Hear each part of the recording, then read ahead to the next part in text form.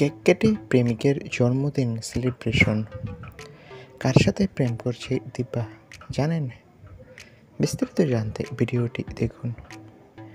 দেখতে দেখতে 800 পর্ব পেরিয়ে গেল অনুরাগের ছোঁয়া। কেক কেটে সেলিব্রেশন করে গোটা টিম। সূর্য, দীপা, সোনারূপা সহ হাজির ছিল গোটা টিম।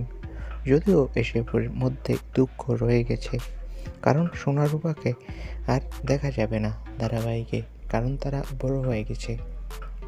তবে অন্যদিকে আরও একটা ঘটনা ঘটে গেছে। এবার নাকি দিব্যজ্যোতির জন্মদিনে দিব্যজ্যোতিকে গিফট দিয়েছে দীপা মানে স্বস্তিকা, আর তারা নাকি কেক কেটে জন্মদিন সেলিব্রেশন করছে। অনেকে বলছে দীপার সাথে নাকি সূর্য প্রেম করছে, এই জন্যই নাকি তাদের মধ্যে আবারও ঘনিষ্ঠতা বেড়েছে।